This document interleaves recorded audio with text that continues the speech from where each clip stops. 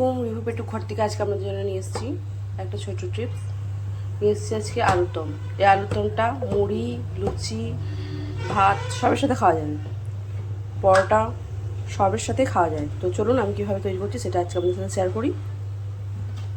খুব অল্প সময়ের মধ্যে হয়ে যাবে। ফার্স্টে আমি নিলাম একটা কড়াইয়ের মধ্যে আমি দিয়ে দিয়েছি পরিমাণ মতো তেল। এরপর আমি দিয়ে দেবো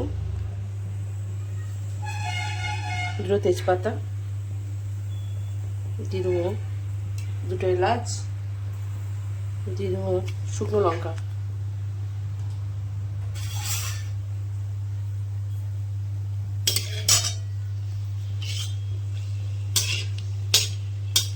আপনারা চাইলে গোটা জিরে দিতে পারেন, আমাদের সবাই গোটা জিরে খাই না বলে আমি অ্যাড করিনি।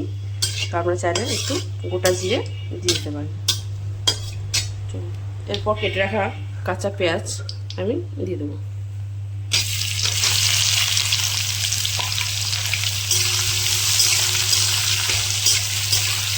পেঁয়াজটা দিলে গ্রেভিটা খুব সুন্দর হয়, একটু বেশি করে পেঁয়াজ দেবেন।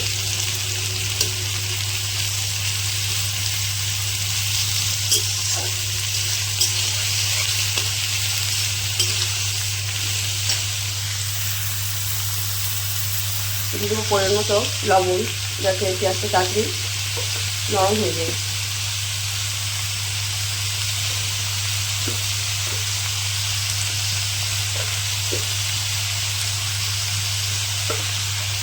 তাই আমার পরিমাণ মতো লবণ দিয়ে দিচ্ছি। পেঁয়াজটা নরম হতে থাক। পেঁয়াজটা অনেকটা নরম হয়ে গিয়েছে।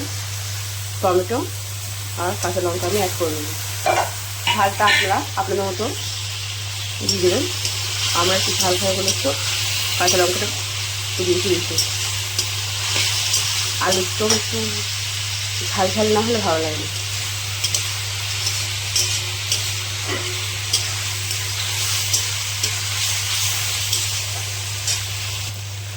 এবার আমি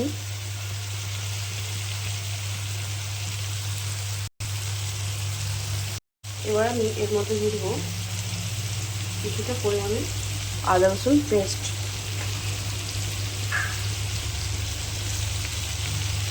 আমি 2 চামচ আদা রসুন পেস্ট নিয়ে নিয়েছি। ভালো করে কষিয়ে নেব।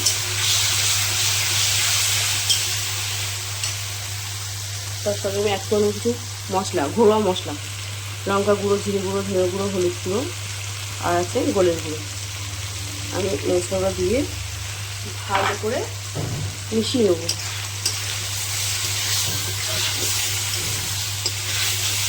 অল্প একটু জল দিয়ে কষাবো, অল্প একটু জল দিয়ে নেব, ভালো করে মশলাটা কষিয়ে নেব।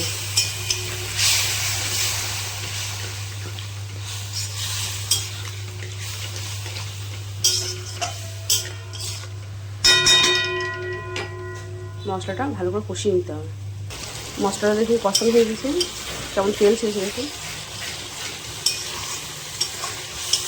আর একটু ভালো করে কষিয়ে নেব যাতে এর কোনো কাঁচা গন্ধ না থাকে। কুকারে আমি আলুগুলো সিটি মেরে রেখে দিয়েছি দুটো।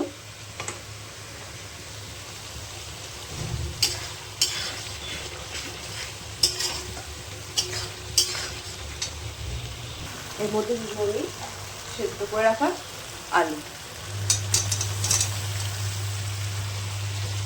আলুগুলো দিয়ে আমি ভালো করে কষিয়ে নেব।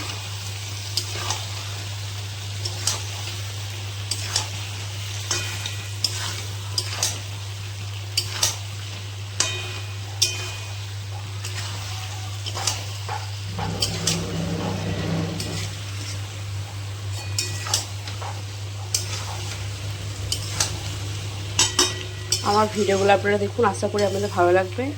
কোনো এক্সট্রা মশলা নয়, কোনো উল্টোপাল্টা রান্না নয়, একদম ঘরোয়া পদের রান্না। আপনাদের আশা করি খুবই ভালো লাগবে। এই রান্না খেয়ে আপনাদের কোনো রকম কোনো অসুখ হবে না, শরীর খারাপও করবে না। একদম ঘরোয়া টাইপের রান্না।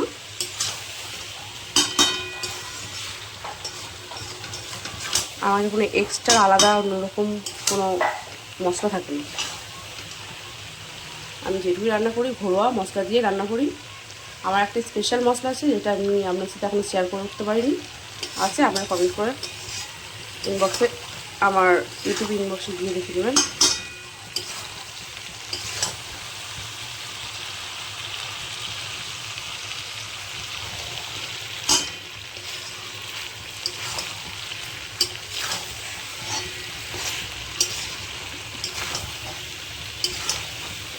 আলুগুলো যেহেতু আগে থেকে সেদ্ধ করা আছে সেই জন্য বেশিক্ষণ টাইম লাগবে না রান্না করতে। রান্নাটা খুব অল্প সময়ের মধ্যে হয়, অল্প টাইমের মধ্যে হয়।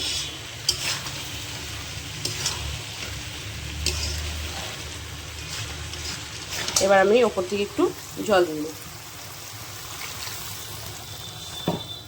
আপনারা চাইলে একটু গ্রেভি করতে পারেন, আমরা চাইলে একটু হালকা ঝোলও রাখতে পারেন। তো আমি খুব ঝোল করবো না, হালকা মাখা মাখা গ্রেভি করব, খুব পাতলা ঝোল করব না। খুব পাতলা ঝোল করলে আলুর দম ভালো লাগে না। এইভাবে রান্না করে দেখুন, আশা করি আপনাদের ভালো লাগবে। আমার আলুর দমটা ফুললি রেডি হয়ে গিয়েছে। আমি এর মধ্যে একটা মশলা অ্যাড করব। তো মশলাটা কি সেটা আপনার সাথে এখন শেয়ার করে দিই। এটা একটা আমার সিক্রেট মশলা, এটা খুব সুন্দর ফ্লেভার নিয়ে আসে আর খুব টেস্টি হয় খাবারটা খেতে।